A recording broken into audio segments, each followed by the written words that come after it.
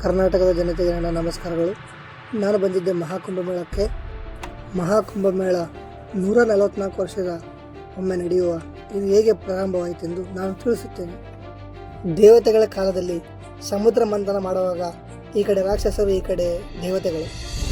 ವಾಸುಕಿ ಈ ಹಾವಿನ ಹೆಸರು. ಈಗ ಸಮುದ್ರ ಮಂಥನ ಮಾಡುವಾಗ ಅದೇ ಸಮಯದಲ್ಲಿ ವಿಷದ ಕೊಡ ಬಂತು. ಅದನ್ನು ಶಿವ ಕುಡಿದು ನೀಲಕಂಠ ಎಂದು ಹೆಸರು ಪಡೆದುಕೊಂಡ. ಅದೇ ಸಮಯದಲ್ಲಿ ಸಮುದ್ರ ಮಂಥನ ಮಾಡುವಾಗ ಒಂದು ಅಮೃತದ ಕೊಡ ಬಂತು. ಆ ಅಮೃತ ಕೊಡಕ್ಕೆ ದಾನವರು ಮತ್ತು ದೇವತೆಗಳು ಯುದ್ಧ ಮಾಡುವಾಗ ಅದೇ ಸಮಯದಲ್ಲಿ ಭೂಮಿಗೆ 4 ಹನಿ ಅಮೃತದ ಹನಿ ಬಿದ್ದು. ಆ ಊರ ಹೆಸರು ಹರಿದ್ವಾರ್, ಪ್ರಯಾಗ್ರಾಜ್, ಉಜ್ಜಯಿನಿ, ನಾಸಿಕ್. ಆಗಿನಿಂದ ಇಲ್ಲಿ 6 ವರ್ಷಕ್ಕೊಮ್ಮೆ ಅರ್ಧ ಕುಂಭಮೇಳ ಮತ್ತು ಪೂರ್ಣ ಕುಂಭಮೇಳ 12 ವರ್ಷಕ್ಕೊಮ್ಮೆ ನಡೆಯುತ್ತಿದೆ ಮತ್ತು 144 ವರ್ಷಕ್ಕೊಮ್ಮೆ ಬರೋ ಕುಂಭಮೇಳ. ಈಗ ನಾನು ಬಂದಿರೋದು 144 ವರ್ಷದ ಮಹಾಕುಂಭಮೇಳಕ್ಕೆ. ಹಲೋ ಗೈಸ್, ನಾವೀಗ ಪ್ರಯಾಗ್ರಾಜ್ ಬಂದಿದ್ದೀವಿ ಮಧ್ಯರಾತ್ರಿ 12ವರೆಗೆ. ಈಗ ಪ್ರಯಾಗ್ರಾಜ್ ಜಂಕ್ಷನ್ನಿಂದ ಈಗ ಹೋಗಬೇಕು ಸೀದಾ ಸಂಗಮ್ ನದಿ. ನೋಡೋಣ, ಜನಸಂಖ್ಯೆ ನೋಡಿ ಜಾಸ್ತಿ ಬರ್ತಿದೆ ರೈಲ್ವೆ ಸ್ಟೇಷನ್ನಿಂದ.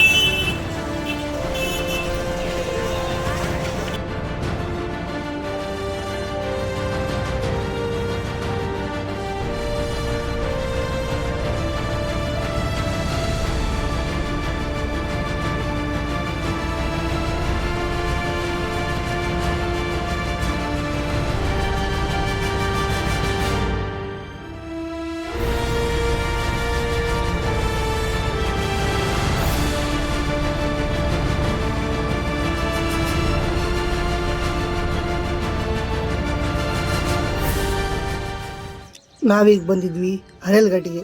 ಹರೇಲ್ ಘಾಟಿಂದ ನಾವು ಹೋಗಬೇಕು ತ್ರಿವೇಣಿ ಘಾಟ್. ಅಲ್ಲೇ 3 ನದಿಗಳ ಸಂಗಮ ನಡೆಯೋದು, ಅಲ್ಲಿಗೆ ಹೋಗ್ಬೇಕು.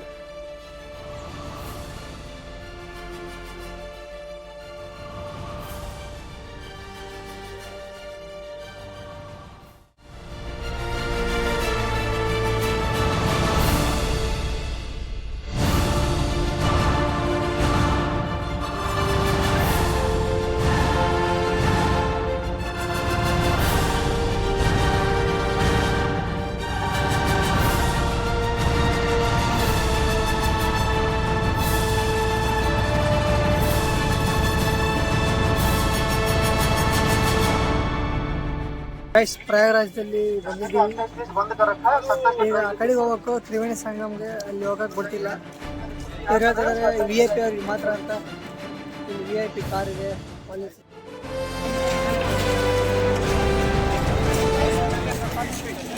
ಪೊಲೀಸರು ಹೋಗೋದಕ್ಕೆ ಬಿಡಲಿಲ್ಲ ಬ್ರಿಡ್ಜಿಂದ. ಮತ್ತೆ ನಾವು ನಡ್ಕೊತ ಬಂದ್ವಿ 5 ಕಿಲೋಮೀಟ್ರ್ ನ್ಯಾನಿ ಬ್ರಿಡ್ಜ್ ಹತ್ರ. ನ್ಯಾನಿ ಬ್ರಿಡ್ಜಿಂದ ಈಗ ಹೋಗ್ಬೇಕು ಮತ್ತೆ 5 ಕಿಲೋಮೀಟ್ರ್ ತ್ರಿವೇಣಿ ಘಾಟಿಗೆ.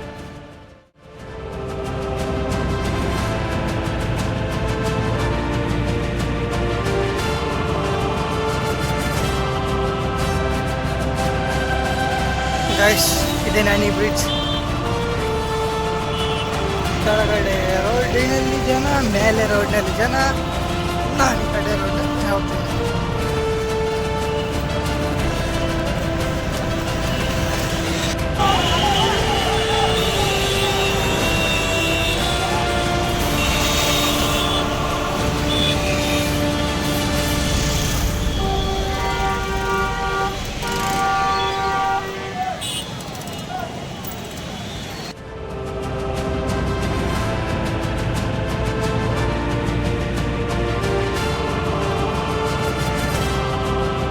ಇದೇ ಪ್ರಯಾಗ್ರಾಜ. ಇಲ್ಲೇ ನಡೀತಿರೋದು ಮಹಾಕುಂಭಮೇಳ. ಇದಿಷ್ಟಕ್ಕೊಂದು ಟೆಂಟ್ಗಳು ಹಾಕಿದ್ದಾರೆ, ಎಲ್ಲ ಶ್ರದ್ಧಾಳುಗಳಿರ್ತಾರ.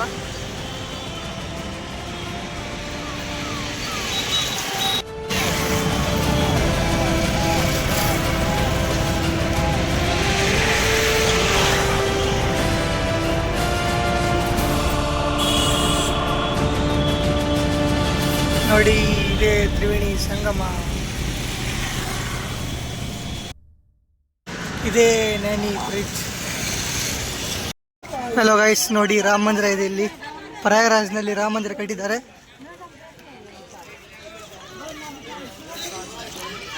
ಇಲ್ಲಿ ಜಾಯಿಂಟ್ ವೀಲ್ ಇದೆ.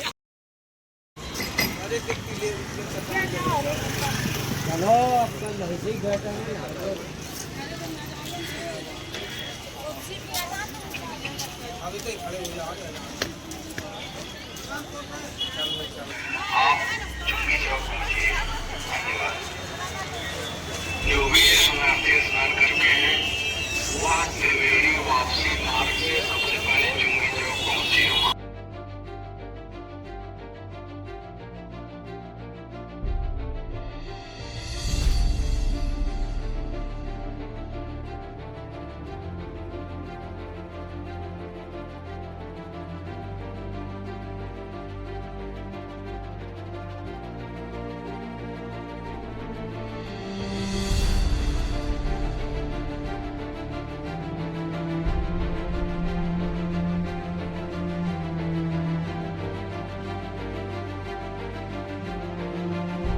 ಗೈಸ್, ನಾವೀಗ ಬಂದಿಟ್ಟಿದ್ದೀವಿ ಸಂಗಮ್ ದ್ವಾರ್ಗೆ.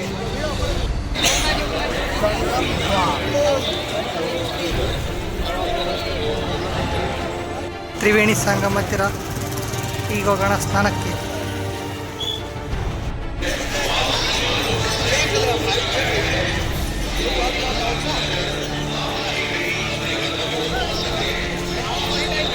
ಹಲೋ ಗೈಸ್, ಸಂಗಮ್ ನದಿಯಲ್ಲಿ ಇಳಿತಿದ್ದೀವಿ ಈಗ.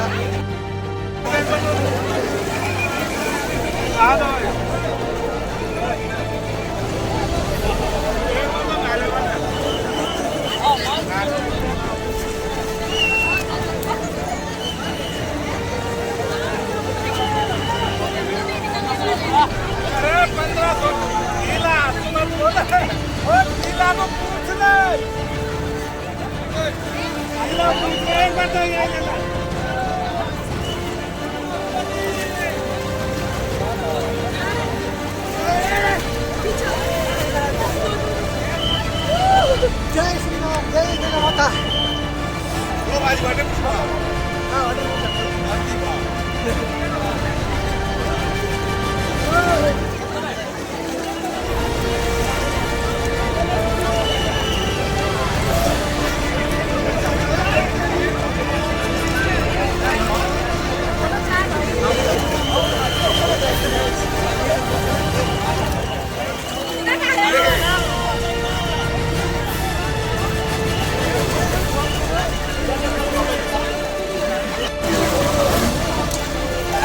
ಇಷ್ಟೊಂದು ದಿನಗಳ ಆದಮೇಲೆ 144 ವರ್ಷಕ್ಕೊಂದರೆ ಬಂದಿರೋ ಮಹಾಕುಂಭಮೇಳದಲ್ಲಿ ಈಗ ನಾನು ಸ್ನಾನ ಮಾಡ್ತಿದ್ದೇನೆ.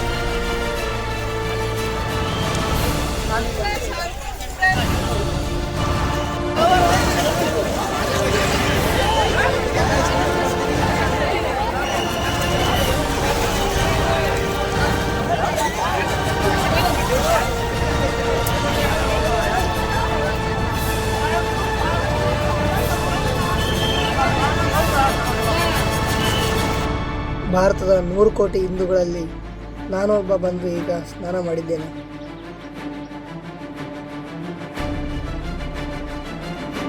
ನೂರ 44ನೇ ವರ್ಷದ ಮಹಾಸ್ನಾನ, ಕುಂಭಮೇಳ ಸ್ನಾನ.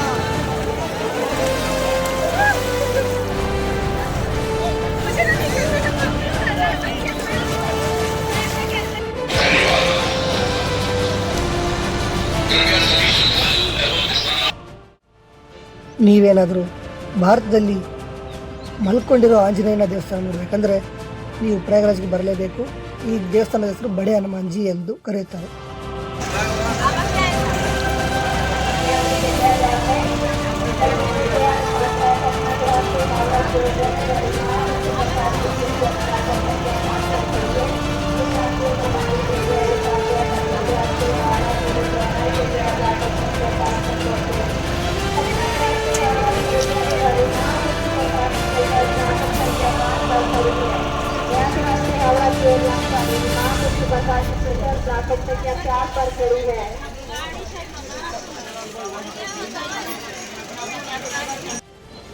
ಈಗ ನಾವು ಪ್ರಯಾಗರಾಜ್ ಬಿಟ್ಟು ಅಯೋಧ್ಯೆ ಕಡೆ ಹೋಗ್ತಿದ್ವಿ. ಅಯೋಧ್ಯೆ ವಿಡಿಯೋವನ್ನು ನೋಡಲು ನೀವು ಈ ಚಾನಲನ್ನು ಸಬ್ಸ್ಕ್ರೈಬ್ ಮಾಡಿ ಮತ್ತು ಮುಂದಿನ ಭಾಗ ಅತಿ ಶೀಘ್ರದಲ್ಲೇ ಯೂಟ್ಯೂಬ್ಗೆ ಬಿಡ್ತೀನಿ.